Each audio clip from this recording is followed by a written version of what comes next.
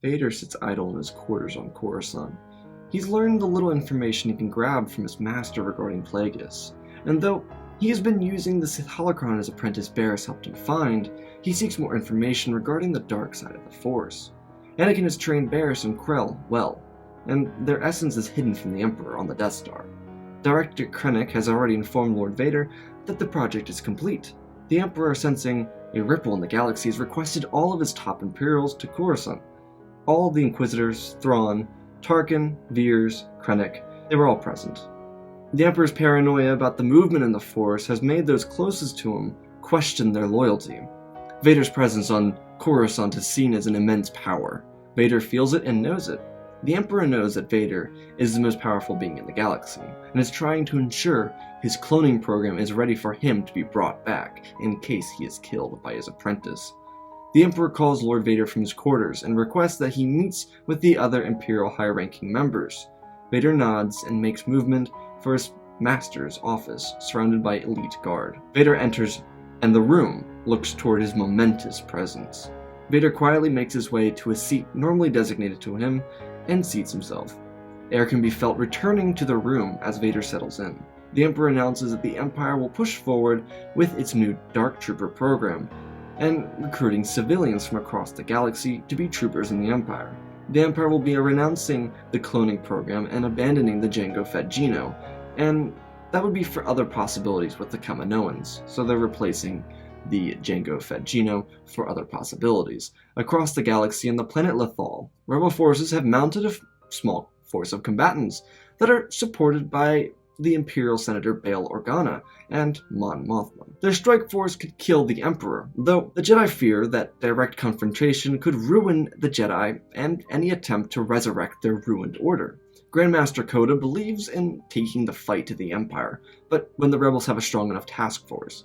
While Saw Gerrera throws insults at the Grand Master, debacle ensues yet again between the puny rebel force. The rebels don't have an established leader, and most of them are too far afraid to confront the ever-so-arrogant Gerrera. Saw decides that enough is enough and takes his band of loyal troops and prepares to strike at Imperials and try to gain attention from the overbearing Empire. Coda turns to the remaining members of the Rebel Council and tells them they need a fleet that can resist the newly built Imperial One Star Destroyers. Coda also says they need to be wary of what Gerrera does because of what spies have reported to what happened on Geonosis. The rebels are falling apart before they can even get started at saving the galaxy. Back on Coruscant, after a much more lighthearted discussion regarding the Imperial Army, Vader takes a gunship with the Grand Inquisitor to the former Jedi Temple. Normally Vader needed it to be requested in order to go to the temple, but his impatience has made him decide that it was time to venture inside the temple. Vader knew that the Sith had been on Coruscant before the Jedi, and that the Jedi Temple was built over the Siths. He sought information regardless of what his master wanted him to know. Vader, though, also wanted the Grand Inquisitor to use the information to teach his students. Vader wanted the Sith to be unstoppable. Vader and the Grand Inquisitor spent hours in the Sith remnants, but Vader's stance changed when he felt a disturbance in the Force.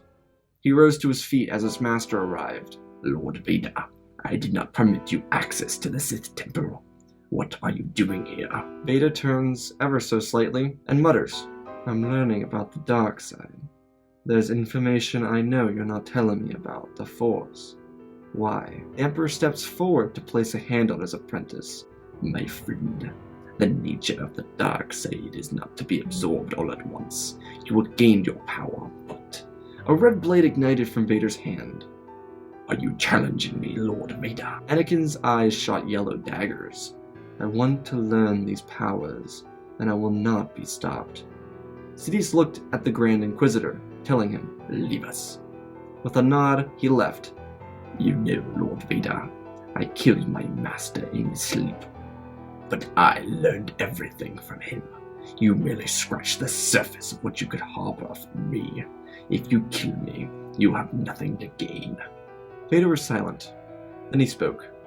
Show me the nature of the dark side. Sidious whips around, sending the most powerful wave of force lightning he can towards Vader, shocking him and sending him backwards, though Vader lifts his hands and intakes the power, and with a wave of his hands, he sends the Emperor through the wall. And I'll show you the true power, my master. Leaving the temple, Vader would call upon Krennic, ready, the Death Star director.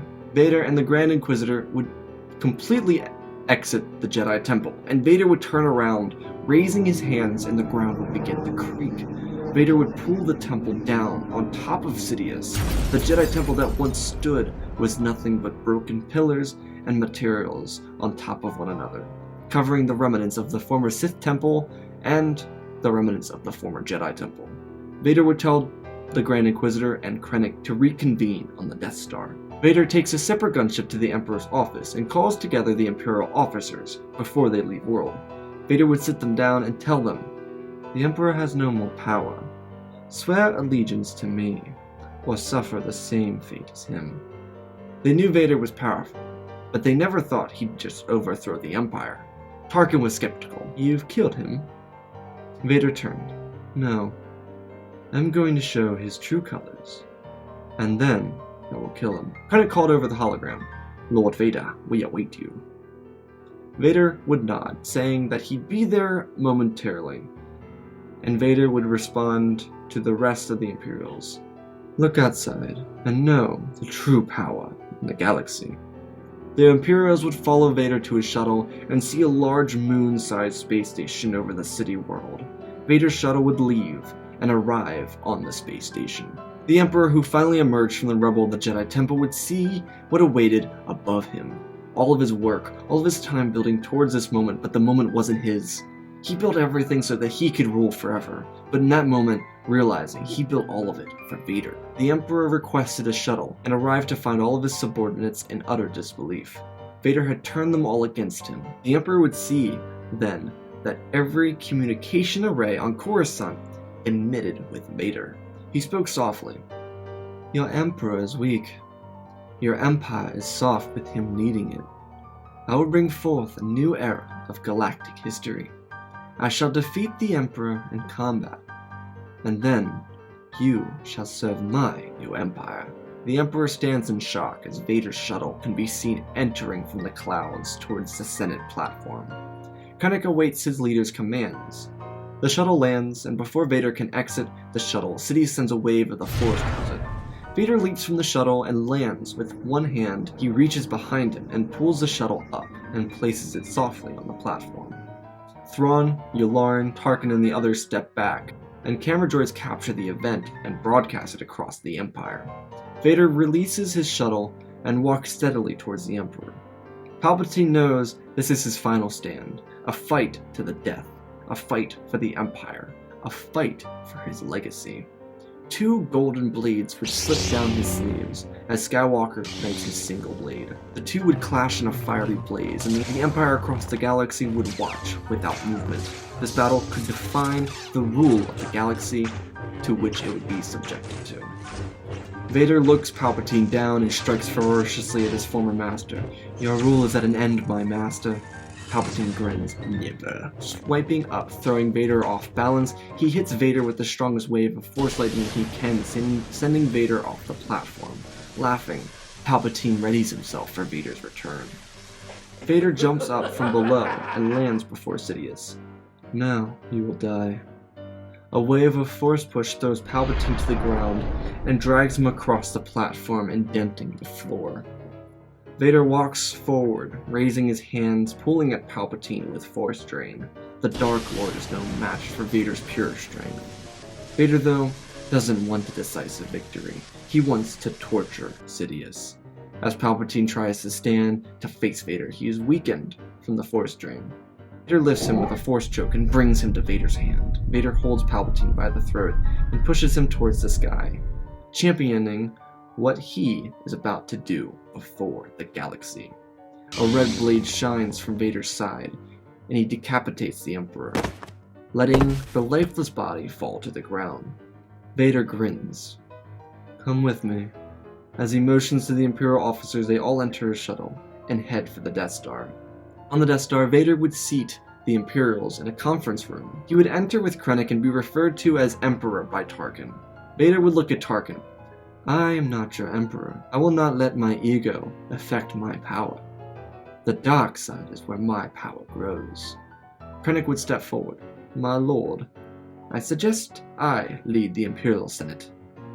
Vader would settle into his seat. You may decide what to do. We have complete power over the galaxy. I only seek knowledge. We have power. The Imperials would eventually select Krennic over Tarkin in fear of upsetting the clearly powerful Vader. Though Vader didn't care. Krennic would now be heading both the Imperial Senate and the Death Star. Vader would tell the Imperials that Grand Admiral Thrawn would station his fleet near the Death Star, and that any and all weaknesses would need to be eradicated. Vader also exclaimed that his 2 apprentices aboard the Death Star were not to be interfering with Imperial business. Their job was to train his many students. After being asked about where he was going, Vader told the Imperial Council that he was going to Exegol to finish the remainder of his training, to learn everything there is to know about the true nature of the dark side. Well, I hope you guys enjoyed this. This was part 3 of our 4-part series. This obviously originated from Palpatine training Maul and Savage, and now they're all 3 dead. All 3 of them are dead. So where does the story take us next time? Obviously the story leads to the Rebels and their confrontation with Vader. What do you think is going to happen? Tell me what you think is going to happen down below. Of course, don't forget to subscribe for a chance to win a lightsaber. Spread the love. I love you all, and always remember, may the Force be with you.